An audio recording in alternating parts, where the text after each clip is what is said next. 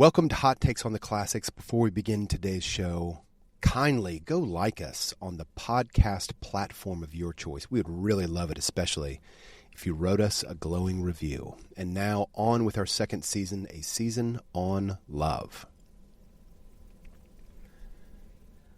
Toad remained a long while plunged in thought. At last, he raised his head, and the traces of strong emotion were visible on his features. "You have conquered, my friends," he said in broken accents. "It was, to be sure, but a small thing that I asked. Merely leave to blossom and expand for yet one more evening, to let myself go, and hear the tumultuous applause that always seems to me, somehow, to bring out my best qualities. However, you are right, I know, and I am wrong. Henceforth, I will be a very different Toad. My friends, you shall never have occasion to blush for me again. But oh dear, this is hard work." Welcome to Hot Takes on the Classics, a gossipy gallop through the best books ever written. My name is Tim McIntosh, and that was a quote from The Wind in the Willows by Kenneth Grahame. I am joined by Emily Maeda for our second season, this one on love. And now we're looking at philia, or brotherly love, or friendship. Emily, The Wind in the Willows. Oh, don't you love it? Don't you love it? I love it, love it, love it. I did not read it until relatively late in life. We have a cousin podcast called Close Reads, and we read it for Close Reads, and that was my first reading. Oh, I fell in love with it immediately. I'd always heard about it, but never actually read it. Well, you jumped ahead. That was my first question to you. Was when did you first... Oh, no. You jumped ahead. You jumped ahead. I'm so sorry. So was that the first you had heard about it? Did you have any other associations with Wind in the Willows? I'm mostly asking you a question because I have something I want to say, but that's fine. Okay. I'll set you up. We had a little lamp growing up. You're going to laugh at this. The lamp was kind of a table-side lamp, and it had a long stem that was maybe 6 to 10 inches. And underneath the lamp, what do you call it? The shade skirt of the lamp. The shade, okay. Thank you. Yeah. Those perched underneath the lamp was a stuffed toad, and I think it was a taxidermied real toad. It was kind of disgusting. I don't know gross. Where we got this thing. It was totally gross, and I don't know how it ended up in our house. Like, it didn't seem my mother's style. My dad, I think, would tolerate it better than her. And I just remember somebody making jokes about this being the toad of Wind in the Willows. Oh. I just didn't know what that meant. But that's like, I have a very early recollection of that. Oh, that's so funny. What about you? Well, because I didn't read it till I had children of my own either. I didn't read it as a child. But when I was 6, I did go to Disneyland. And Mr. Toad's Wild Ride is a ride at Disneyland. And I don't think I was big enough to do it, actually. I think at the time we went to Disneyland, it was kind of a big deal to go on Mr. Toad's Wild Ride. But that was kind of my association with it, too. Like, I knew it was something. I'd heard about it, and lots of people referred to it. But no, I never read it as a child either. So that's funny. You got a late start. Both of us came to it late. So I'm imagining, Emily, sorry to interrupt, that you're reading this with one of your older kids, and you're sitting in the recliner, they're sitting on your lap, and you're reading it, and you're like, wait, this is not just a kid's book. Is that what the feeling was? Do you remember? Definitely. I mean, we'll talk about it, but this book, his sentence construction, his vocabulary, it's not really for children all that much. Yeah. But of course it's always sold as a children's story. I guess because it has anthropomorphized animals. I guess that's why. So, but anyway. Since 1984, there's not been a whole lot of successful adult novels other than 1984 that anthropomorphize animals. Watership Down, maybe. I don't know. Maybe. them's fighting words. So for some people really do not like Watership Down. But anyway, let's talk about Wind in the Willows and why we chose it for friendship, because I do think has such a beautiful story. It is a beautiful story of friendship. But when I was preparing for our discussion, I was reading more about the author, Kenneth Grahame, because it's, this is a little bit of a one-hit wonder. Like, he did write other things, but basically we just know Wind in the Willows. And I was curious about him because it's such a well-written story. Like, why don't we know more? Well, he is so interesting. So he was born in Scotland, mother died young, was sent to live with his grandmother on a large estate. It's like all the setting for, kind of an unhappy childhood. Yeah. Right? Which makes for great literature. Exactly. His father couldn't raise them. He was grief-stricken. He turned to drink. He tried to take the kids back, but it just didn't work. And then they said the biography I was reading said he moved to the continent of Europe and had no further contact with his children. What? Can you imagine that? Just try to take that. So he's raised by his extended family, and he really, really wants to go to Oxford, but his uncle won't pay for it. So instead, he enters the bank as a gentleman clerk, it was called, and he took an examination. He scored 100% on the English portion of the test, the only clerk to ever do it. And he had the highest marks for his entrance year. So I was thinking about it. He kind of fits the mold of some of these other people we've talked about, like Clausewitz, right? Yeah. Charles Ive, the composer, who was an insurance salesman. Like, he works a totally boring job, but then pursues literary interests on his off time. T.S. Eliot also. Yeah. Okay, who else are we thinking of in this line? Right, but like works super boring job. Like, you can't even imagine. He's a bank teller. He's a bank clerk. Yeah. So he starts writing and he starts publishing, and he publishes a collection of essays and poems called the Pagan Papers, which was like the first thing that he published before he wrote Wind in the Willows. And then he actually ended up resigning from the bank, and 4 months later he published Wind in the Willows. So did Pagan Papers go well enough to secure him? Yeah, it did. An income. Okay. It did, because do you know anything about Pagan Papers? I've never read it. Have you? Yeah, me neither. No. Yeah. So, I mean, I don't think it's, he was writing short essays and sending poems. Like, he was getting published that way. Kind of like Louisa May Alcott, remember, before she writes Little Women. A similar thing. But he makes his name. So that's pretty remarkable. Crazy fact about Kenneth Grahame. Yeah. He survived an assassination attempt in the bank. What? Somebody. They were trying to assassinate him? I mean, I was like, what's the right way to say about that? A targeted killing? Because he's not quite famous enough to.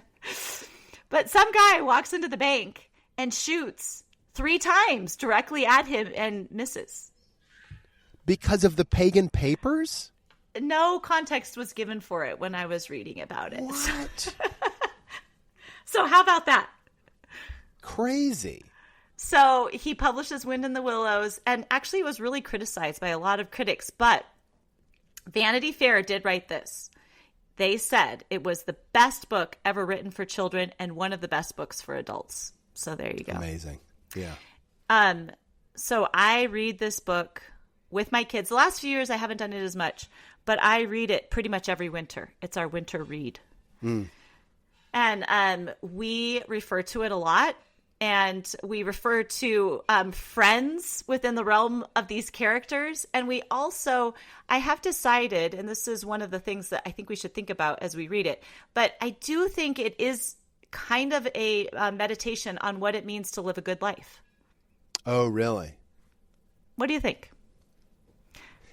That it's such a meandering book. It's not plot, problem to solve, solution. It is. Falling action. It meanders a lot, and so that would check out that it's a longer meditation on something really big, not a problem to be solved. Yeah, right. It's sort of, as I have read it each year, I think Kenneth Grahame is really sort of he's giving us different pictures of what the good life is. And we should maybe talk about the idea of the good life. Should we talk about that really quickly? Yeah. I teach senior thesis, and our seniors write their senior thesis sort of on an aspect of the good life, which goes back really to Aristotle and eudaimonia, human flourishing. Sometimes translated as happiness, but what does it mean to live a life full of meaning, one that you could say this was a good life? In that class, we read an essay by Stanley Hauerwas in which he interviews James Rebanks. And James Rebanks says, to say that you've lived a good life is to say, this is my life and I want no other. Isn't that great? That is this is my life and I want no other. So I think we get little pictures of that with these little animals. So let's jump into it. As you say, It is episodic. It is not a through narrative. If you're looking for a really riveting plot, this is not the book for you because it's not about the plot. It's about living life with these animals, and it's set up around the seasons, actually. So we start in spring, we find our way into summer, we go into fall, we go into winter, and then we come back around. So it has, even in its setting, it's set cyclically, right? We're moving through the seasons. Yeah. So we have 4 main characters. We have Mole, Rat, Badger, and Toad. And each animal lives in a different place, and their home sort of symbolizes aspects of their character. So Mole is very friendly. He lives in a dugout hole. He's non-demanding. He's always along for the ride, but he's never going to be the leader. He's always, sort of along and the good supportive friend. Yeah. Rat, he is adventurous, he is poetic, he is dreamy, he is thoughtful, but also he's not going to be the leader. Badger is like the king of the forest, and everybody respects Badger. And Toad is, he's the mixer that you want at your party, right? He's good no matter the setting. Yes. Good in which way? He...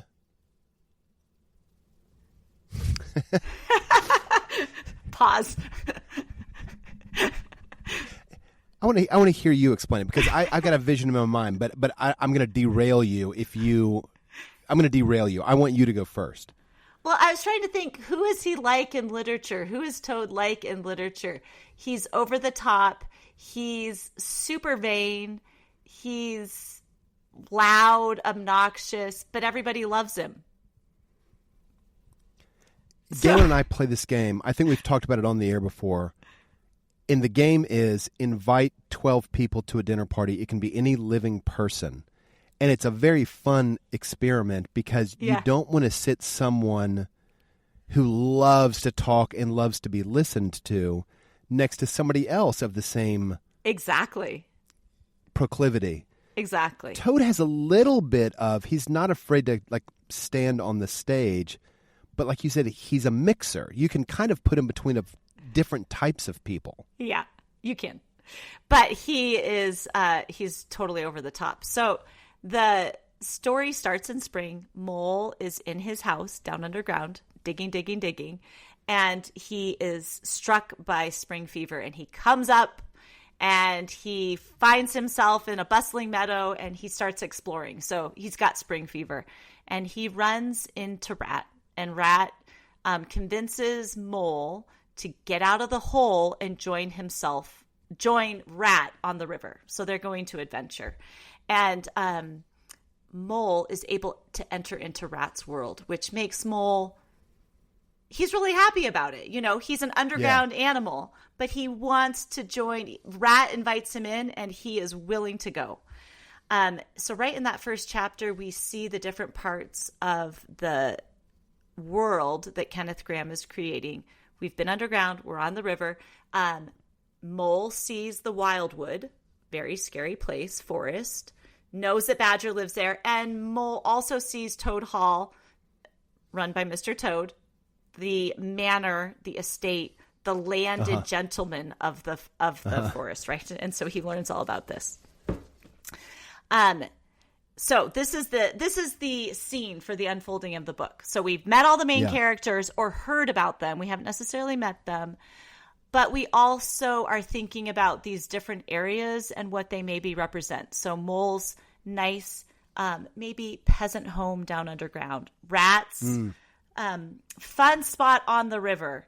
Badgers, immense underground abode, which, is grand, just like Badger. And then Toad Hall, which is like the best place to live, right? But only Toad can live at Toad Hall.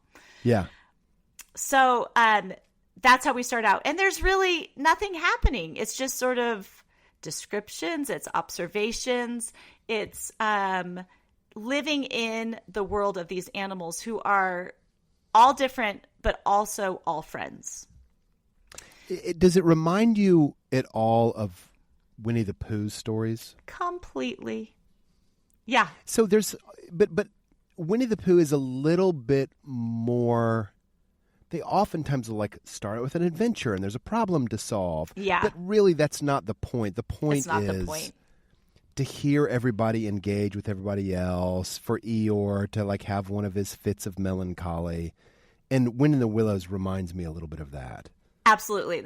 You're getting into my hot take. I'm not gonna I don't want to steal far. it. Okay. But I'm thinking about this, Emily, because I just saw my wife and daughter at lunch. No, I'm sorry. The days are running together. This is last night. My wife and daughter were hoping to get home by 8. They don't get home till 8:30, and they walk in, and my wife is just so frustrated, and she's like, "Nothing is simple.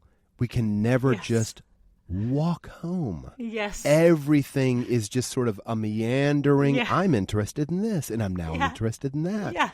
Yeah. And, and that kind of resembles this tale in a way, not that it's driven by a childish or a young psychology, but because we're not really out to land at some destination. Exactly. That's not really the goal.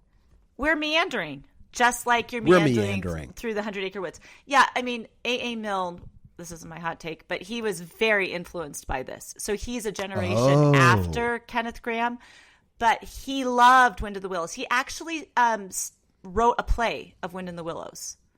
Really? He adapted Wind in the Willows for the stage, and Kenneth Grahame actually went to opening night and sat with A.A. No Milne. way. Yeah, to watch it. So, no, I think that's a great comparison. And the other thing, so we were just listening to Winnie the Pooh on our road trip recently because I have a 5-year-old as well as a 27-year-old, so there's a large span, and we decided it was cruel to the 5-year-old to make him listen to Lord Peter Wimsey murder stories all the time. Right. So we listened to Lord Peter Wimsey for a little bit, and then Max says, I want to listen to Winnie the Pooh. Can we listen to Winnie the Pooh? So we're listening to it. And you realize it's so well done because A.A. Milne has put in stock characters from British society into the whole thing, right? Like Rabbit is sort of the bourgeois, middle-class entrepreneur, Yeah. Who's kind of a little bit calculating. Eeyore is, the morose neighbor who he's never happy, and he's always making snide comments.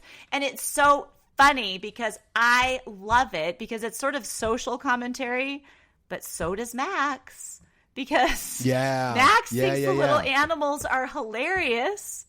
And so it works on so many levels, right? The level of social commentary is missed by him. This is very similar. We have the landed gentleman in Mr. Toad. We have the peasant farmer in Mole. We've got the serious, maybe upper crust. Maybe he's a sheriff in British society in Badger, right? Who's he's a gentleman too, but he doesn't live in the Grand Hall. So it is really fun in that way. And that meandering quality, that is what this book has. Do not read it for the plot. Read it for the meandering, let's look at this now, right? Because that's what the animals are doing. They're looking at this now, and now they're looking at this. And we meet all sorts of funny people along the way. So Mole and Rat are having fun. And one day they come upon Toad, and Toad has just purchased a gypsy caravan from a gypsy family, and he's going on the road.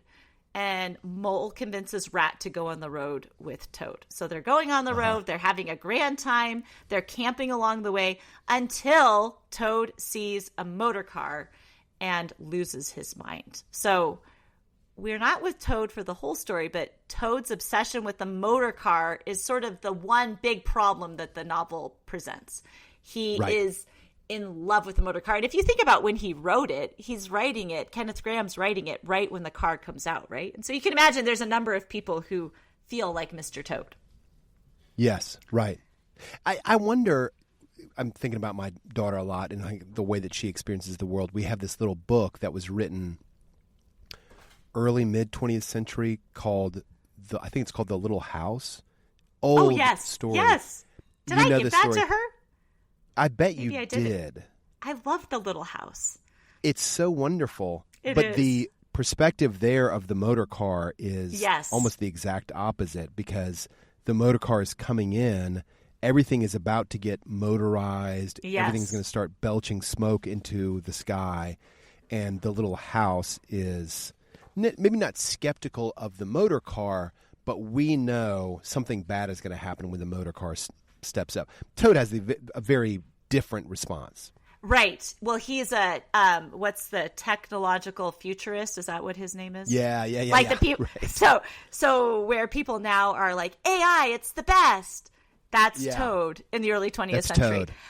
All the rest of the animals are suspicious of it because it is sort of destroying the slow, meandering pace of the countryside, right? But Toad is a techno-optimist. Yes? He's Peter Thiel for the late 19th, early 20th century. Peter Thiel. That is who he is. Because he can see no problems with this technology. He only sees it's fast and it moves, right? So he is on to his next thing. And that's one of the things about Toad. What does Rat say? Rat says, "Indeed, he's the best of animals." He tells Mole this. So simple, so good-natured, and so affectionate. Not very clever, both boastful and conceited. So that's Toad's character. But everybody loves him. Everybody loves him, right? They all love him because he is really, really fun. So Toad's obsession with the motor car is going to be disastrous for Toad. It's going to be terrible. But he is going forward with it. So the only character by this time that we haven't really met is Badger, and Mole takes it upon himself to go and find Badger. It's one of my favorite scenes in the book. Mole gets it into him. He's restless, and he's like, I've got to find Badger. So he enters the wildwood. It's Stoats and Weasels are coming to get him. Stoats and Weasels function very prominently in the ride in Disneyland, I have to say. The Stoats and the Weasels are really bad. Really? They sure do. Have you not ever gone on the ride? I don't think I have. I've only been once. You're not missing much. It's fine. But anyway, he gets lost in the wildwood. Rat comes after him. They stumble down Badger's hole. And it's like the best feeling of winter when you've been really cold, you're really hungry, and you come in from the cold and you get a warm blanket and a hot drink, and you know you're safe. And you're in Badger's house. And that's the feeling of Badger. Badger is going to make all things right. You know, he's solidity. He's got gravitas. Nobody's going to mess with him because you're a little bit afraid of what he's going to do to you. But also, he will solve the problems. So we've now met Badger, and there is a big problem. And the big problem is this. Mr. Toad is so obsessed with a motor car that he gets a motor car, and he's racing all over the countryside and causing problems, and he's like in a mania. So maybe Mr. Toad is slightly bipolar or something. You get the feeling a little bit. Yeah. Right? Because he's in a mania. So his friends say, well, this is really bad. And it is so funny to read because when the first time I read it, I thought, wait, they're staging an intervention for Mr. Toad. That's what they're doing. Right. He's like addicted to the motor car, and they're staging an intervention. So they put him under lock and key, but that doesn't really work. And he escapes. makes another mess of himself, is thrown into jail. So we now do spend quite a bit of time with Mr. Toad and his adventures.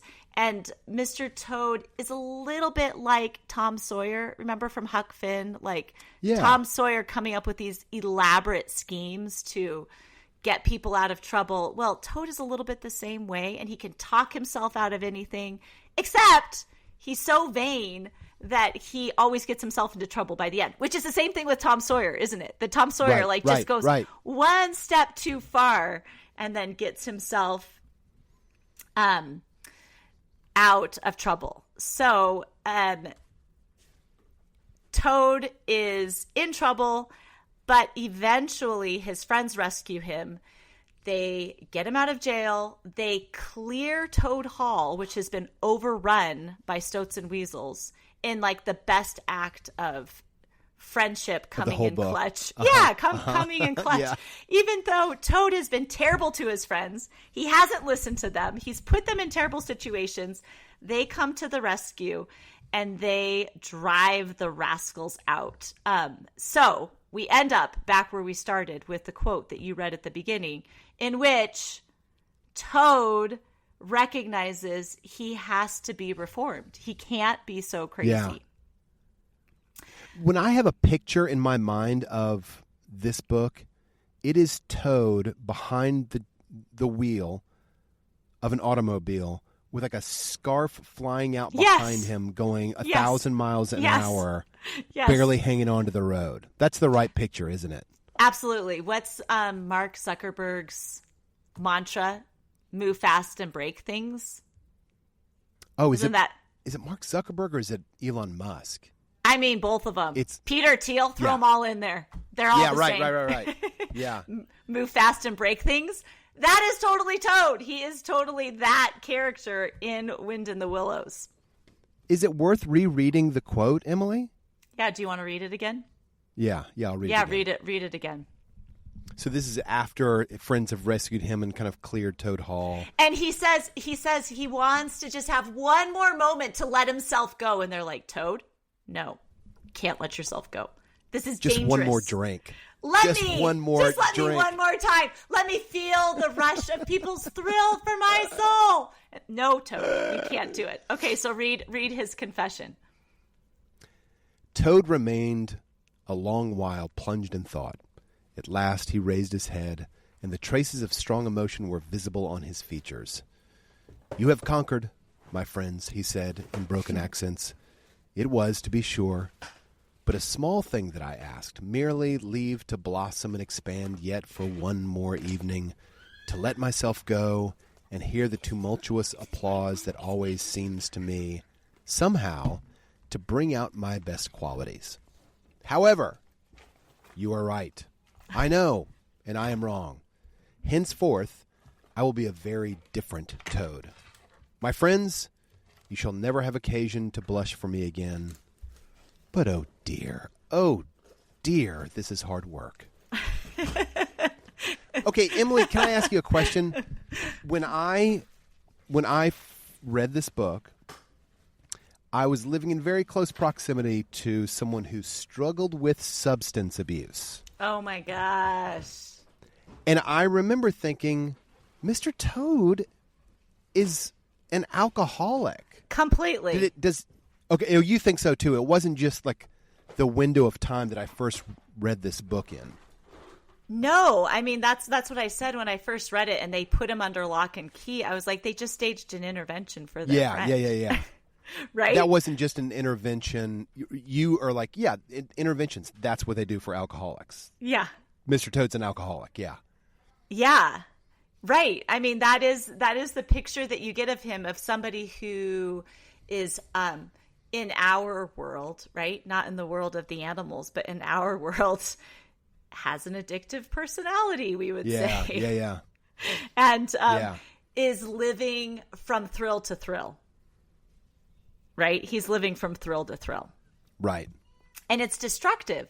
Like when he gets in his mania about the motor car, this is part of it. Like the role that he occupies in the animal world is one of lordly, like noblesse oblige. He cannot practice noblesse oblige because he is consumed with his car and everything's falling to shambles around him, right? Yeah. Yeah. So the car, I don't know, it's interesting to think about. Who knows for Kenneth Grahame, is the car kind of a stand-in for alcoholism? Like, his father was clearly an alcoholic, right? Which is part of the reason that he couldn't raise his children. So I don't know. But I mean, he draws the picture of Toad in such a good way that we as adults all recognize it. As children, you don't. But you also love the friends, because the friends are committed to him through hell and high water, right? But their commitment to him requires them to put themselves in danger, to accept his bad treatment, not accept it, but live through it, right? And endure it and hold him to account. Yeah. So why did we choose this for friendship or for philia? Well, we kind of just, I mean, those were some of them. But I also think that this hits on some of the themes that we've been talking about through the whole section on friendship and friendly love. Friends open new worlds to their friends. That's part of what this book shows. I love that so much, right? You know, the mole discovers a whole new world with Rat. Rat has a chance to do that same thing, where at some point Mole gets very homesick for his little den, and he feels kind of bad because he doesn't feel that it's as good as where the rat lives, but it's his home and he loves it. And Rat has to show sensitivity to Mole and say, well, I want to see where you live too, right? Yeah. And so the rat is opened to the world of the mole, and this friendly feeling of being enclosed, right? Rat loves wide open spaces, but Mole's home is enclosed and enfolding in a beautiful way. Yeah. So I think that's part of it. And when they go to Badger, it's the same thing. They love Badger's home, but part of it is they love the world that their friend is a part of, because that's where their friend lives, right? And in that way, like, you can't have a friendship without that. My sister is a really good friend of mine, so this might not exactly fit the category of philia, but I think it totally does. I hope so. Yeah. She has introduced me to so much music, especially when we were college age. Yeah. I never would have listened to, because all I wanted to do was play basketball and listen to like jock rocks. Yeah. And my sister would come along and listen. She wanted to listen to the Innocence Mission, this very delicate, beautiful. I love them. They're wonderful. Mm-hmm. But I never would have listened to them without Carissa. And I'm so thankful that I did pay attention to like the things that she considered to be so important and dear, because I wouldn't have ordinarily, and my life is so much better because I did. That's what a friend does, especially a friend where you feel like there's like pretty significant difference between the two of you temperamentally. Absolutely. And it's the openness to that new world that, you know, constitutes, like you said, one of the best things of friendship, because you would never know that on your own, right? It's a new world. Right. So it's kind of the way that you feel about my stance on Plato. Like, you're like, I would never abide this. Except for Tim, you're my friend. I'm going to tolerate. I have to, because I love the things that you love. Right? That's right. That quote that we read earlier about friendship being equally unequal. That there's a give and take within friendship. Right? One friend leads and the other follows. But then likewise, if only one friend is leading and one friend is following, it's not a friendship. Right? Yeah. So, which brings me to the next one, which we see the animals, they are empathetic to the longings of their friends. Yeah. Right. So even when Toad is under lock and key, Mole and Rat, feel kind of sad for him, because they know how much he likes to live the high life that he's not getting to live. Right. And they have compassion for him. And even Badger has compassion for him. And just like I had said earlier, Rat is tender to Mole's longing for his home. Also, friends are willing to do the hard things, right? Yeah. And they do that for each other. Also, when Mole convinces Rat to go on the caravan, Rat really doesn't want to do that. But Mole's like, oh, come on, Ratty. Ratty, it will be so fun. Come on, Ratty. So then they go. The other time it happens is Rat is entranced by a seafaring rat and wants to leave everything behind and go to the open. He feels the call of adventure, and Mole says, no, Ratty, you just can't go. That just would not be good. But, Ratty, you should take up writing poetry again. And so, sort of it salves that wound that Rat feels for adventure. So I just love this picture of, I think it's a really good picture of being equally unequal. The friends give and take all the way along. They're hospitable too, right? Each is hospitable to the other. And they are so loyal. And that's like the best part. They're so loyal. Toad is really awful for a long part of the novel. Right. And they all still love him and want what's best for him. And it costs them a lot. Like, they have to go in and clear out Toad Hall, and it's kind of scary. Yeah. So I don't know if you're up for revisiting what the good life is, but the more I read this novel, the more I think it is a picture of human flourishing. And I do think Kenneth Grahame, he didn't make it to Oxford, but obviously he was super well read, and of course was, this was a question being asked by everyone. What constitutes a good life? How am I going to order my life in order to move toward a vision of the good life? I mean, that's one of the things that's really actually sad about modern life is nobody asks this question any longer, right? Huh. So, like, for young people, how do I orient my life in order to achieve that which most resembles human flourishing, achieve what I was created to be? Nobody's really asking that because there are things that constitute that, Okay, I want to pause on this for a second. It seems to me also like people are not asking that question. And I didn't know you when you were a younger person, but I have a feeling I know how you'll answer this. Weren't you a little bit, like, really consumed with that question? Probably not articulated exactly like, what is the good life? I must pursue it philosophically. Yeah. But adjoining questions or adjacent questions, weren't you kind of preoccupied with those sorts of questions? Well, yes, I was. I mean, it wasn't framed in that, but I think if you have a life of faith, it already points you in that direction. Yeah, it kind of demands. Do you know what I mean? Reckoning with it. Yeah. So I think in some ways, but this is for sure not a cultural question that's being asked, because I think that's part of modernity's scourge, right? It's like what constitutes the good life is whatever you want. Oh, I see. Right?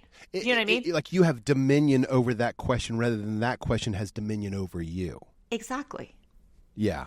Because it constitutes whatever you want. Whatever you define the good life as, that's what it is. Yeah. Not that, no, there's sort of constituent parts that go into it. So I think that Kenneth Grahame is making a case for what the good life looks like. And I think we see it in the lives of these animals. Because I think one of the things that we appreciate about each animal is that they do, that's part of the struggle, right? Mole goes out because he thinks maybe his little hole is boring. But then he discovers, no, this is really good. He does say, this is my life and I want no other, right? It's the same thing with Rat. Rat's a little bit entranced to go out on the sea. And then Mole reminds him, no, this is a good life. You don't need to go anywhere else to find it. Like, contentment comes by seeing deeply into the place that you are and appreciating it for what it can yield, right? Yeah. And the relationships that populate that world. Yes. And there's one idyllic scene that we didn't talk about where Pan appears to both Rat and Mole. And there is definitely a sense in this that looking deeper into the places that surround you, the people that surround you, what's been given to you, and seeking contemplation through that is what yields contentment. you know, that the spiritual can be glimpsed in the material. It doesn't float ethereally above. Yes. It's here, like right? It's here life. around us. It's here around us. And we miss it sometimes. Somebody was just asking me that because, you know, I live in Colorado, right by the mountains. And somebody who was visiting said, does it ever get old seeing these mountains? And I said, it really never does. But then one of my kids said, well, I think I just take it for granted. And I was like, there you go. Not to make it a moment of teaching, but I was like, you have to work to be alive to the glory and the beauty around you, right? Yeah. You have to work to be alive to it. But when you are, and you just stop and say, I get to be surrounded by these glorious mountains every day of my life. Like, I should never take this for granted. Yeah. This is amazing.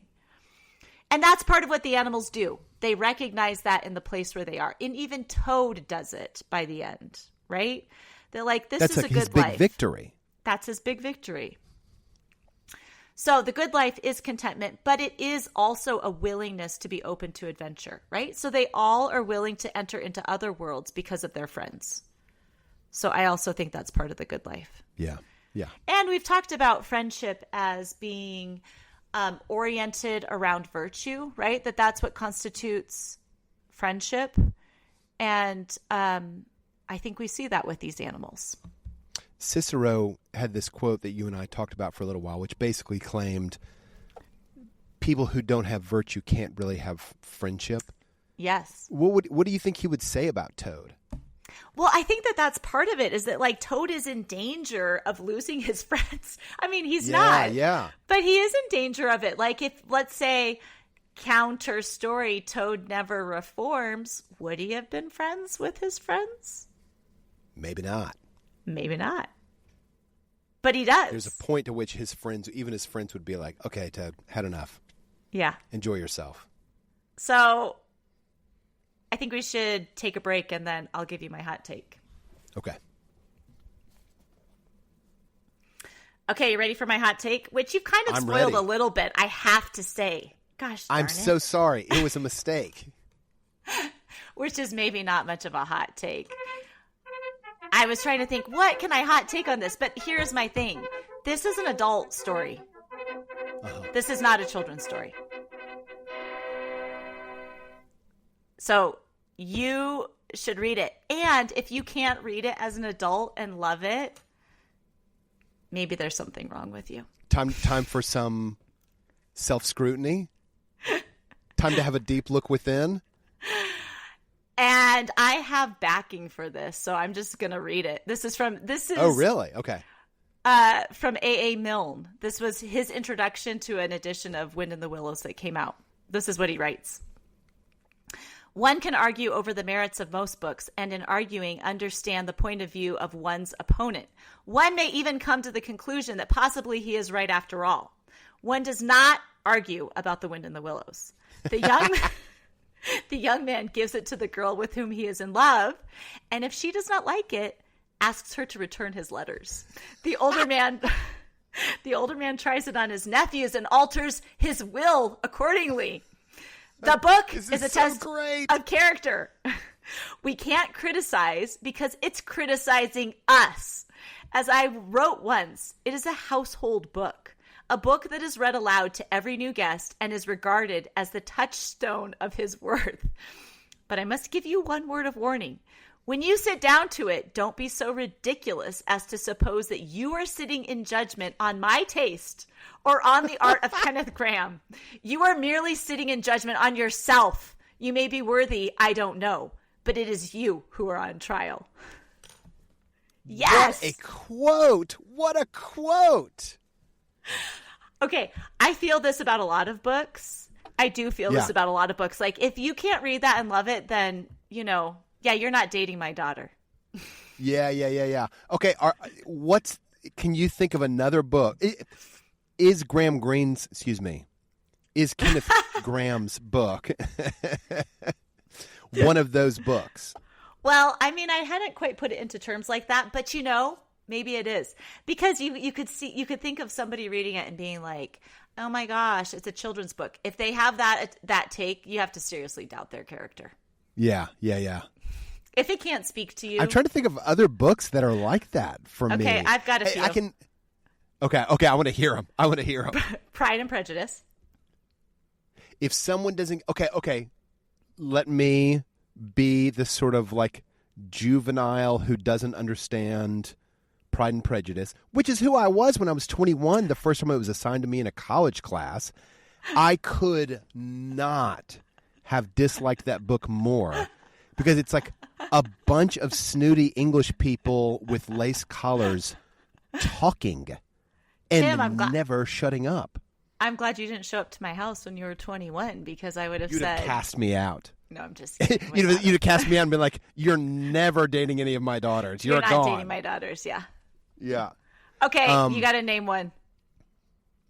It's these are the books that like come back on referral, right? Like you're always people or people or animals, as the case may be, are examples, are exemplars of certain things.